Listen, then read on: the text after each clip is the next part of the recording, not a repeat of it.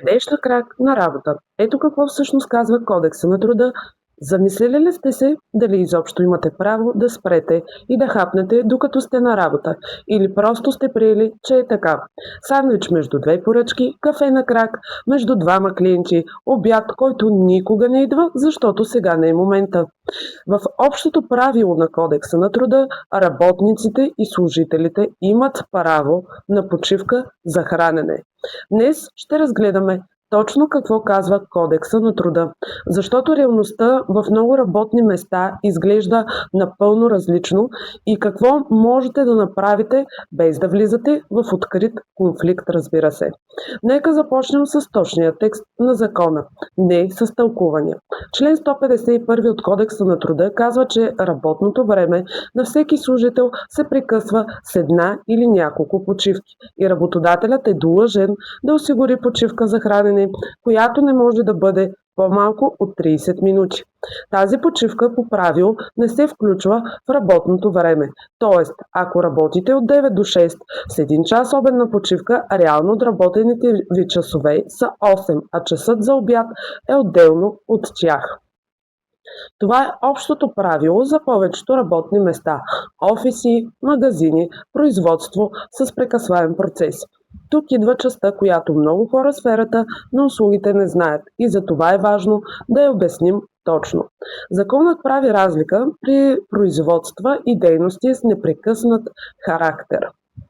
Например, част от хотелите и ресторантите, болниците или други обекти, работещи без прекъсване, е важно да поясним, не всеки ресторант или хотел попада задължително в тази категория. Зависи от конкретната организация на работа в съответното предприятие.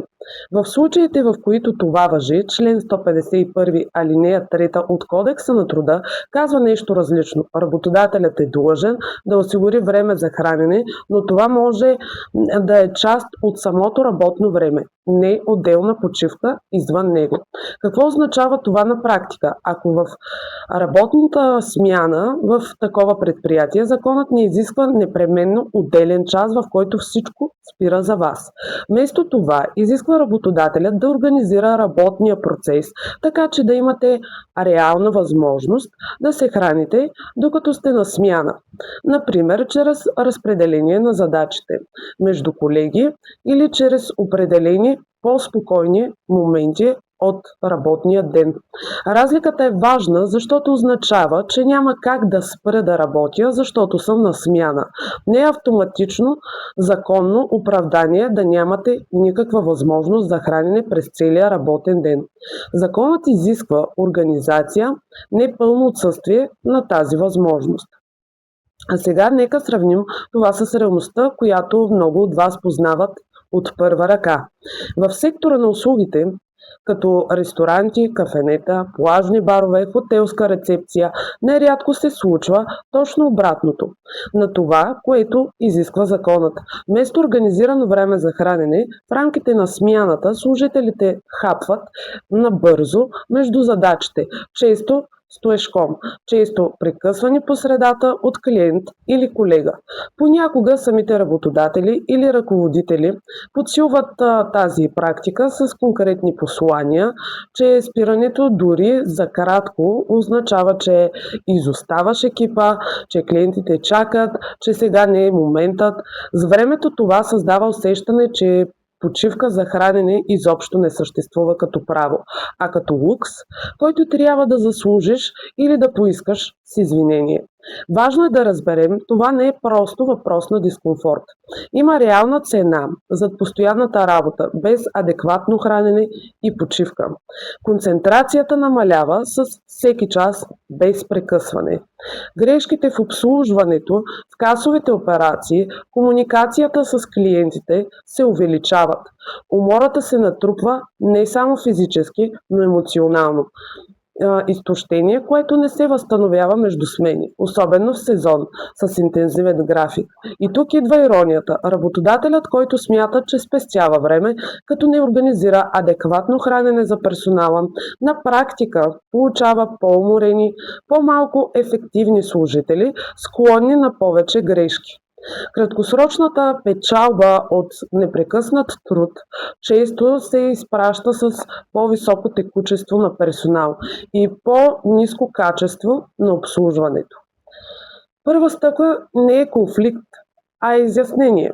Ако усещате, че нямате реална възможност да се храните по време на смяна, попитайте директно как точно е организирано времето за хранене според вътрешния правилник на фирмата.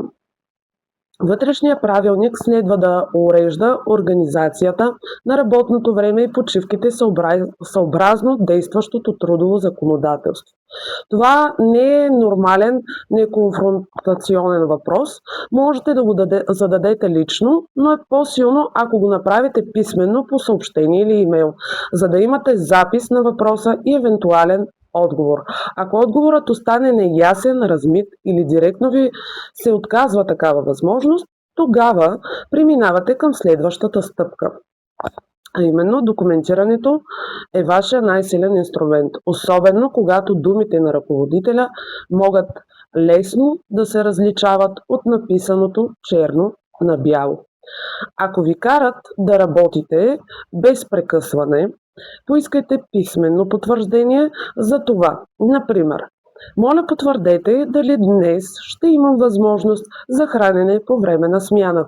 Дори простото съобщение в работен чат или имейл, в който задавате този въпрос, създава запис на ситуацията. Ако работите на смени и редовно нямате реална възможност за хранене, отбелязвайте си датите и часовите интервали, в които това се случва. Не е нужно да правите от това драма всеки ден.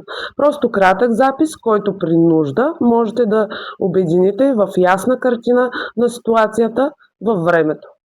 Ако ситуацията не се подобрява след директен и писмен опит за изяснение, можете да подадете сигнал до Главна инспекция по труда. Данните на подателя се обработват по установения ред и не следва да бъдат разкривани на работодателя. Инспекцията проверява спазването на трудовото законодателство, включително организацията на работното време и почивките. При наличие на нарушение, инспекцията може да даде задължителни предписания и да наложи, разбира се, административно наказание съгласно Кодекса на труда. Важно е да помните, подаването на сигнал не е доноснически акт срещу работодателят ви. То е законен инструмент, който съществува точно за такива случаи. Нека бъдем честни. И от друга страна, разбира се, не всяка натоварена смяна означава нарушение. Пиков сезон, в особено натоварен ден, е реалистично да очаквате, че графикът на хранене няма да е перфектен всеки път.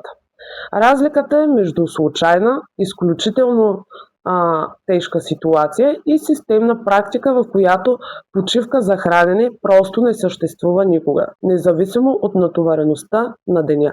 Ако случаят е първия, гъвкавост, и разбира се, това е нормално. Ако е втория, това вече е установена практика, която нарушава закона и вие имате основание да я адресирате. Правото на хранене по време на работа не е привилегия, която трябва да заслужите с лоялност или с допълнителни усилия. Работодателят е длъжен да организира работния процес, така че да бъдат спазени изискванията на Кодекса на труда относно почивките и времето за хранене, независимо дали работите в офис, в магазин или на смяна в ресторант по морето.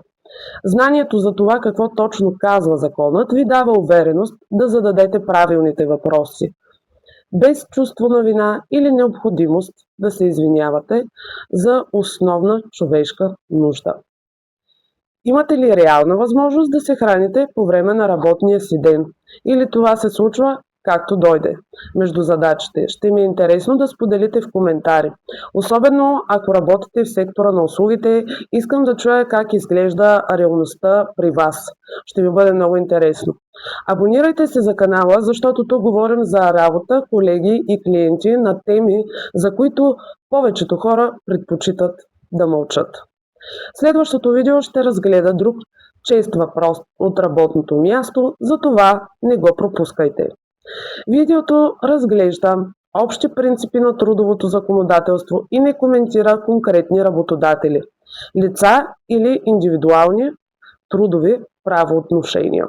Съдържанието в този канал е със цел, разбира се, и не представлява юридическа консултация. При конкретен правен казус се консултирайте с адвокат или компетентна институция или официален държавен орган. Благодаря ви, че останахте до края. Ще се радвам да се видим и в следващото видео. Желая ви лек и спокоен ден!